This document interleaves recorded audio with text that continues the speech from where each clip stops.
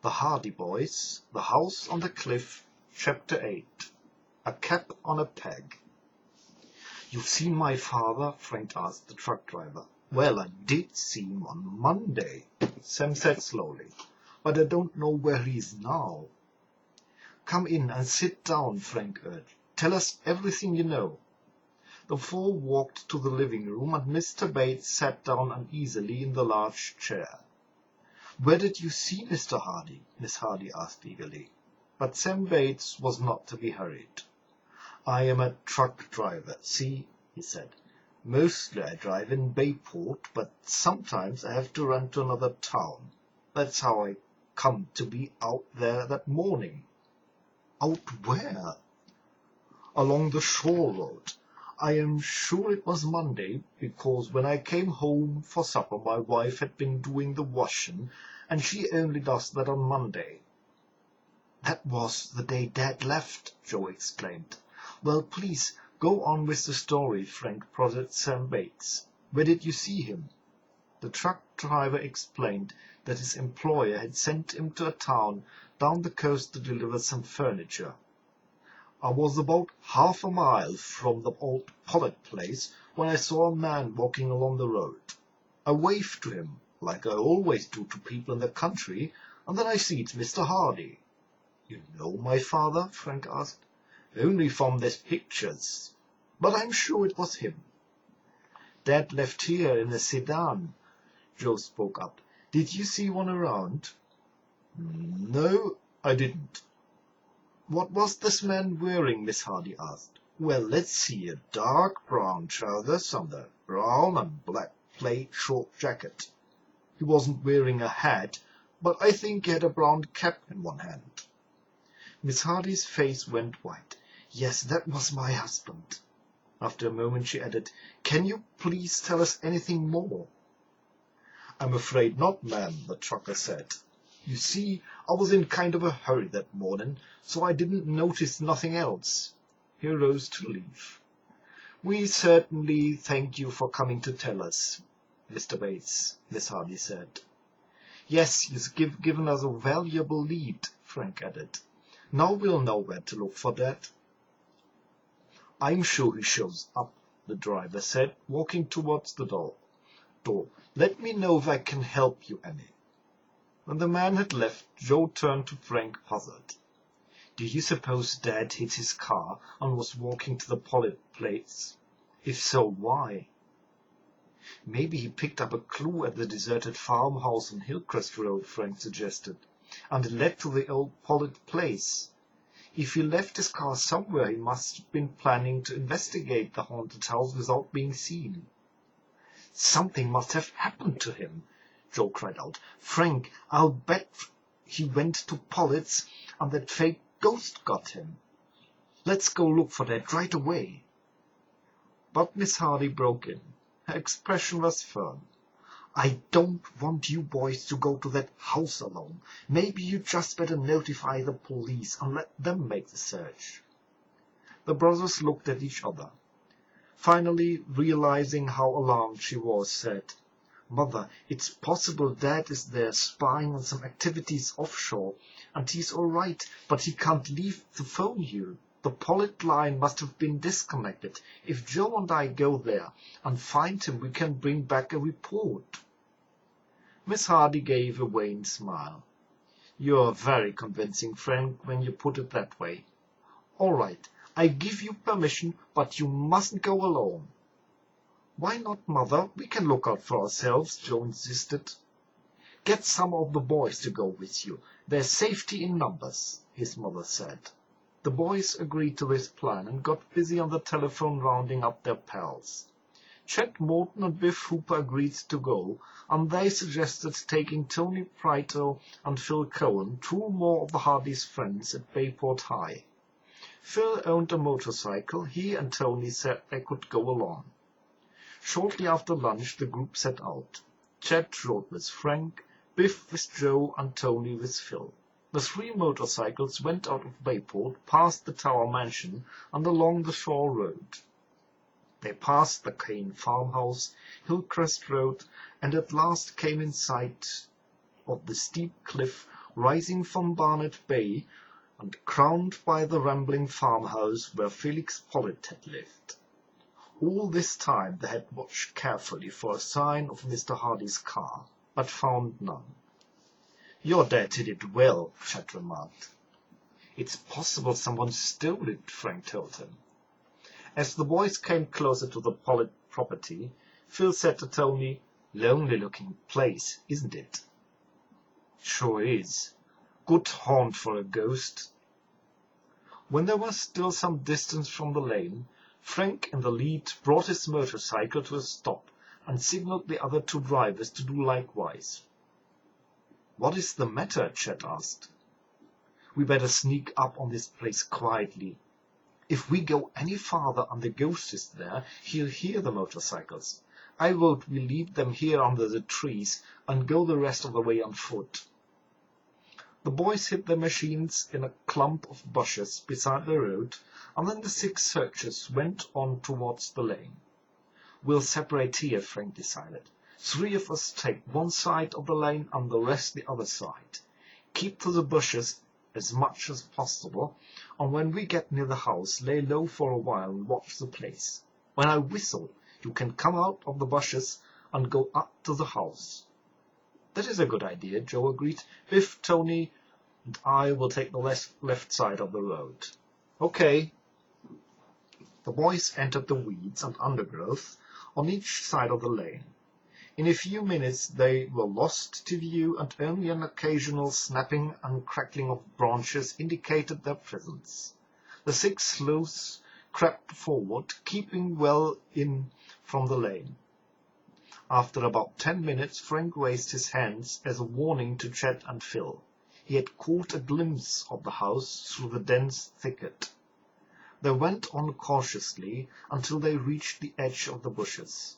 From behind the screen of leaves they looked toward the old building. An expression of surprise crossed Frank's face. "Someone is living here," he exclaimed in astonishment. From where the boys stood, they hardly recognized the old place. Weed that had filled the flower beds on their last visit had been completely cleared away. Leaves and twigs had been raked up and the grass cut. A similar change had been wrought in the house. The hanging shutters had been put in place and the broken library window glass replaced. "What do you suppose has happened?" Chet whispered. Frank was puzzled. "Let's wait a minute before we go any further." The boys remained at the edge of the bushes, watching the place. A short time later a woman came out of the house carrying a basket of clothes. She walked over to a clothesline stretched between 2 trees and began to hang up laundry. Shortly afterward a man came out and strode across the yard to a shed where he started filling a basket with logs. The boys looked at one another in bewilderment. They had expected to find the same sinister and deserted place they had visited previously. Instead, there was a scene of domestic tranquility. "There's not much use in hiding now any longer," Frank whispered. "Let's go out and question these people." He gave the prearranged whistle. The other 3 boys appeared, and the entire group walked boldly up the lane and across the yard. The man in the woodshed saw them first and straightened up, staring at them with an expression of annoyance. The woman at the clothesline heard their footsteps and turned to face them, her hands on the hips. Her gaunt face wore an unpleasant scowl. "What do you want?" demanded the man emerging from the shed. He was short and thin, with close-cropped hair, and he needed a shave. His complexion was swarthy, his eyes narrow under coarse black brows. At the same time another man came out of the kitchen and stood on the steps. He was stout and red-haired, with a scraggly moustache. "Yeah, who are you?" "We didn't know anyone was living here," Frank explained, edging over to the kitchen door. He wanted to get a look inside the house if possible. "Well, we're living here now," said the red-haired man, "and we don't like snoopers." "We're not snooping," Frank declared. "We're looking for a man who has disappeared from Bayport." "Humph," grunted the woman. Why do you think he's around here? The thin man put in. He was last seen in this neighborhood. And what does he look like? Tall and dark. He was wearing a brown suit and sports jacket and cap. There hasn't been anybody around here since we rented this place and moved in, the red-haired man said gruffly. There seemed to be no prospect of gaining information from the unpleasant trio, so the boys started to leave. But Frank had reached the kitchen door as he glanced in and gave a start. Hanging on a peg was a brown sports cap. It looked exactly like the one his father owned, on which he had worn the morning he had disappeared. Chapter 9. Plan of Attack. "I'm very thirsty," Frank said quickly to the occupant of the Pollitt house. "May I have a drink?" The red-haired man and the woman looked at each other. They obviously wished to get rid of their visitors as soon as possible, but they could not refuse such a reasonable request. "Come into the kitchen," said the man grudgingly. Frank followed him through the door. As he passed the cab, he took a good look at it. It was his father's, and there were stains on it which looked like blood. The red-headed man pointed to a sink on the other side of the room. On it stood a plastic cup. "Help yourself," he said gruffly. Frank went across the room and ran some water from the faucet. As he raised the cup to his lips, his mind was racing. On his way out, he glanced again at the peg. The cap was gone. Frank gave no sign that he had noticed anything amiss. He walked out into the yard and joined the other 5 boys. "I guess we may as well be going," he said nonchalantly. "You might as well," snapped the woman. "There's no stranger around here, I tell you." The boys started off down the lane. When they were out of sight of the house, Frank stopped and turned to his companions. "Do you know what I saw in that kitchen?" he asked tensely. "What?" "Dad's cap hanging on a peg." "Then he was here!" cried Joe. "They were lying." "Yes," Frank continued, and there were bloodstains on the cap." "Bloodstains!" Joe exclaimed. "That means he must be in trouble. Frank, we've got to go back." "We sure do," his brother agreed, "but I wanted to tell you all about it first." "What do you think we should do?" Chet asked. "I'll ask those people in the house about the cap and force the show down," Frank declared tersely. "We've got to find out where Dad is." Resolutely the boys started back to the Pollitt house. When they reached the yard, they found the 2 men and woman standing by the shed talking earnestly. The woman caught sight of them and spoke warningly to the red-haired man. "What do you want now?" he demanded, advancing towards the boys. "We want to know about the sports cap in the kitchen," Frank said firmly. "What cap? There is no cap in there." "There isn't now, but there was. It was hanging on a peg when I went for a drink." "I don't know anything about no cap," persisted the man. "Perhaps we'd better ask the police to look around," Joe suggested. The redhead glanced meaningly at the woman. The other man stepped forward. "I know the cap this boy means," he said. "It's mine. What about it?" "It isn't yours, and you know it," Frank declared. "That cap belongs to the man we're looking for." "I tell you it is my cap," snapped the swarthy man, showing his yellow teeth in a snarl. "Don't tell me I'm lying." The red-haired man intervened. "You've mistaken, Klein," he said. "I know the cap they mean now. It's the one I found on the road a few days ago."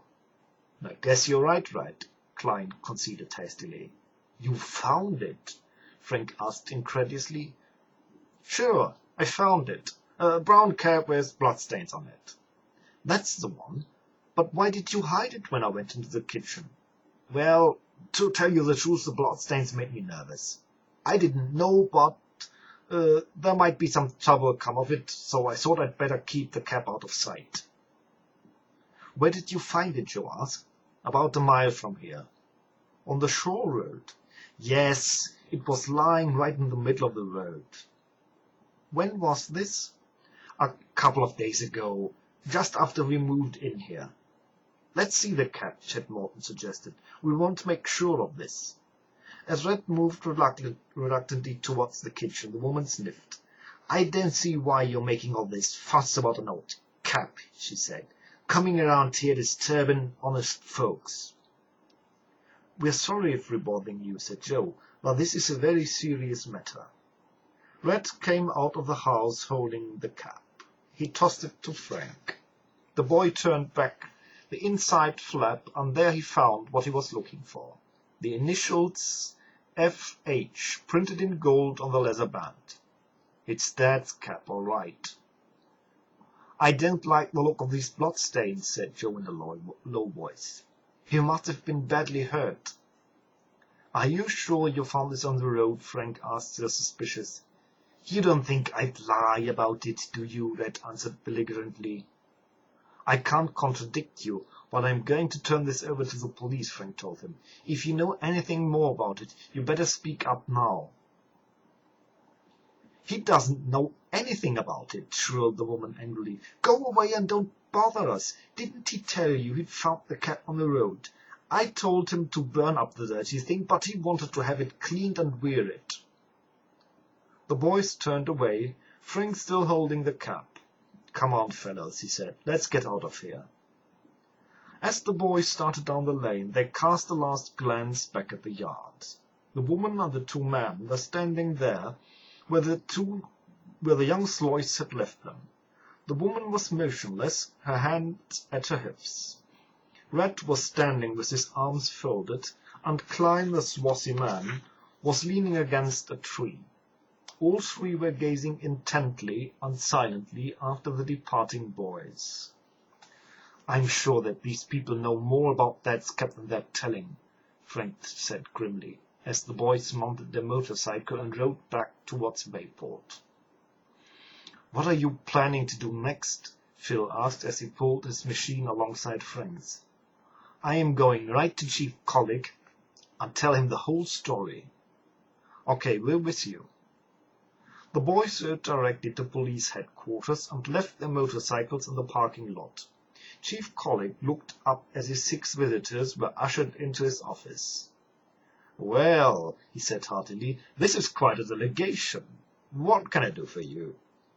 As Frank and Joe took turns with an occasional graphic illustration from one of the other boys, they told the full story and showed him the blood-stained cat. Chief Collick looked grave. I don't like the sound of this at all, he said finally. We must find your father at once. This cap is a good clue. Then he went on. Of course, you realize that the area where the Pollitt house is located is outside the limits of Bayport, so my man can't go right there. But I'll get in touch with Captain Ryder of the State Police at once, so he can assign man to the case. The boys thanked the chief for his help and left. Chet, Tony, Biff and Phil went their separate ways, while Frank and Joe turned toward home. They decided not to upset their mother about the blood-stained cap, but merely tell her that the state police would take over the search for her husband. I still think there is some connection between Dad's disappearance and the smuggling outfit and the house on the cliff, Frank declared. What I've been wondering, said Joe, is where those 2 motorboats came from, and that the Jones was attacked. We didn't see them out in the ocean earlier, at least not both of them. That's right. They could have come right out from under the cliff. You mean, Frank, there might be a secret harbor in there? Might be. Here's the way it could work. Dad suspects smugglers are operating in his territory from a base that he's been unable to find. Frank spread his arms. The base is the old Pollitt place. What more do you want? But the house is on top of a cliff. There could be a secret passage from the house to a hidden harbor at the foot of the cliff. Good night, Frank. It sure sounds reasonable. And perhaps that explains why the kidnappers got away with Jones so quickly on Saturday. If they left the Kane farmhouse just a little while before them, we should have been able to get within sight of the car, but we didn't. You mean they turned in at the Pollard place? Why not? Probably Jones is hidden right there now. And maybe Dad too, Joe cried out excitedly. That's right. I'm against just sitting and waiting for the state troopers to find him. How about asking Tony if he'll lend us his motorboat so we can investigate the foot of that cliff? I get you, Joe agreed enthusiastically. And if we pick up any information, we can turn it over to the state police and they can raid the Pollard place.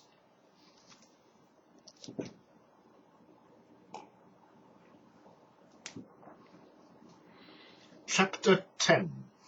A Watery Tunnel. When the brothers arrived home, Frank and Joe assured their mothers that the state police would soon find Mr. Hardy.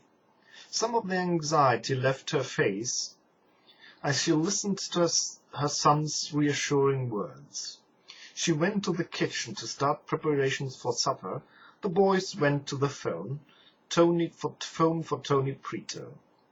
After Frank explained their plan to him, he agreed at once to let them use the Napoli, providing they took him along. I wouldn't miss it for anything, he said, but I can't go until afternoon. Have to do some homework for my dad in the morning. I'll meet you at the boathouse at 2 o'clock. Swell, Tony. I have a job of my own in the morning. Chet called a few minutes later. As Frank finished telling him about the plan, he whistled. You fellows have got a nerve, all right. But count me in, will you? I started this thing with you, and I'd like to finish it. We've got to find your father. After Chet had said his goodbye, Joe asked his brother, What's on for the morning? I want to go down on the waterfront and talk to Pretzel Pete again. He might have another clue. Also, I want to find out when the Marco Polo is due back here.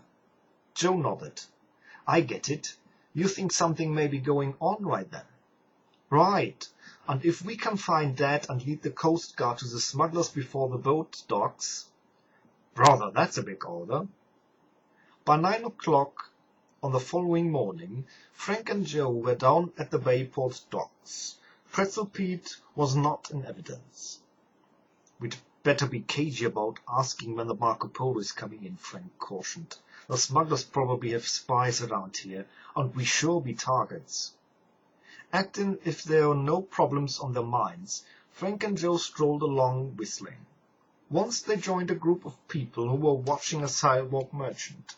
The man was demonstrating little jumping animals. Frank and Joe laughed as they bought a monkey and a kangaroo.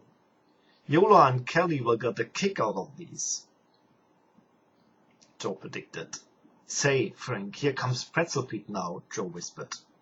The Hardys went up the street, saying in a loud voice, in case anyone was listening, that they were hungry and glad to see Pete. Nobody can make pretzels like you, Joe exclaimed. Give me a dozen, 2 for my mouth and 10 for my pockets. As Pretzel Pete laughed, he pulled out a cellophane bag to fill the order. Frank said in a whisper, Heard anything new? Not a thing, son. Pete could talk without moving his lips. But I may know something tomorrow. How come? The Marco Polo's docking real early. 5 a.m. I heard Eddie sing in one of his crew. I'll try to get a line on him. Great, we'll be seeing you. The boys moved off to avoid arousing any suspicion as to why they were in the area, headed for the famous fish market. Mother will be surprised to see our morning catch, Joe said with a grin as he picked out a large bluefish. The brothers did not discuss the exciting information Pretzel Pete had given them until they were in the safety of their own home. Then Joe burst out, Frank, if the Marco Polo gets offshore during that night, it'll have to lay outside until it's time to dock. And that'll give those smugglers a real break in picking up the stolen drugs, Frank added. Maybe we should pass along our suspicions to the Coast Guard. Not yet, Joe objected. All we have to go on is Pretzel Pete's statements about Ali Singh. Maybe we'll learn more about this afternoon, and then we can report it. I guess you're right, Frank concluded. If those smugglers are holding Dad and find out that we're tipped off the Coast Guard, they'll certainly harm him. You have a point. When Frank and Joe reached the Peto boathouse at 2 o'clock, Tony and Chet were already there. Tony was turning up the motor, which purred evenly. "No word from your dad yet?" Tony asked. The Hardys shook their heads as they stepped aboard. The Napoli was a rangy, powerful craft with graceful lines and was the pride of Tony's life. The boat moved slowly out into the waters of Barmet Bay and then gathered speed as it headed toward the ocean. "Rough water," Frank remarked, as breaking swells hit the hull. Salt spray dashed over the bow of the Napoli as it plunged on through the white caps. Bayport soon became a speck nestled at the curve on the horseshoe-shaped body of water. Reaching the ocean, Tony turned north. The boys could see the white line of the shore road rising and falling along the coast. Soon they passed the Kane farm. 2 miles farther on they came within the sight of the cliff upon which the Pollitt house stood. It looked stark and forbidding above the rocks, its roof and chimneys silhouetted against the sky. "Pretty steep cliff," Tony observed. "I can't see how anyone could make his way up and down that slope to get to the house." "That's probably why nobody suspected the place of being a smuggling base," Frank replied. "But perhaps when we look around we'll find an answer." Tony steered the boat closer towards the shore so that it would not be visible from the Pollitt grounds. When he slackened speed in order that the sound of the engine would be less noticeable, and the craft made its way toward the bottom of the cliff. There were currents here that demanded skillful navigation, but Tony brought the Napoli through them easily, and at last the boat was chugging along close to the face of the cliff. The boys eagerly scanned the formidable wall of rock. It was scarred and seamed, and the base had been eaten away by the incessant battering of waves. There was no indication of a pass. Suddenly Tony turned the wheel sharply. The Napoli swerved swiftly to one side. He gave it power, and the craft leaped forward with a roar. "What's the matter?" Frank asked in alarm. Tony gazed straight ahead, tense and alert. Another shift of the wheel and the Napoli swerved again. Then Chet and the Hardys saw the danger. There were rocks at the base of the cliff. One of them, black and sharp, like an ugly tooth, jutted out of the water almost at the boat's side. Only Tony's quick eye had saved the Napoli from hitting it. They had blundered into a veritable maze of reefs which extended for several yards ahead.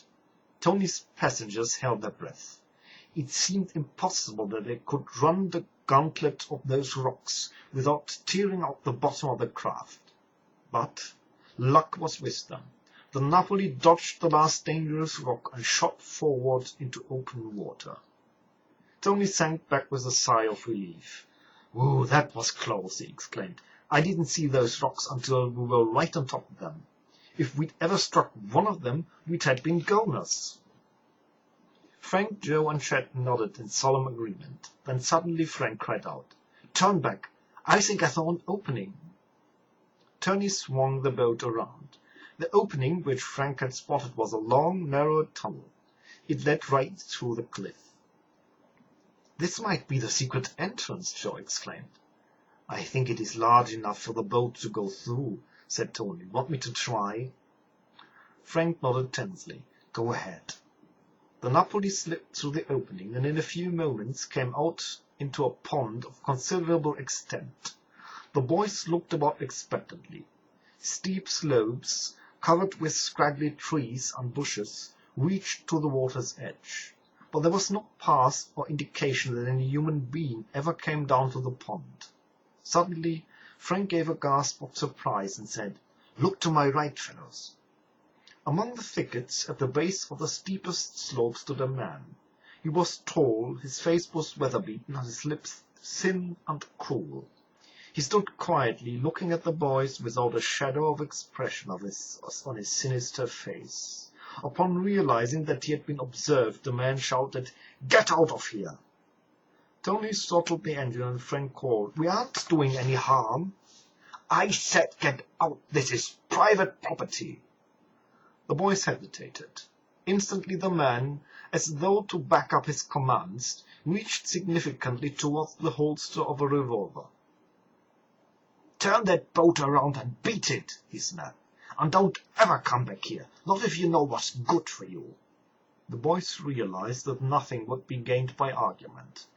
Tony slowly brought the boat around. "Okay," Joe called cheerfully.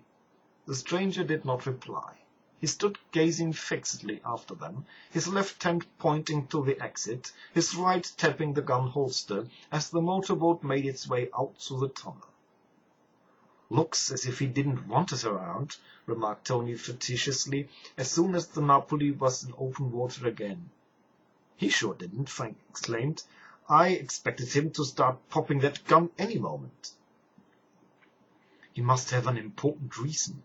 Who and what do you suppose he is?" Tony asked in bewilderment. "Fellows," Frank said thoughtfully, "I think that man might have been Snapman."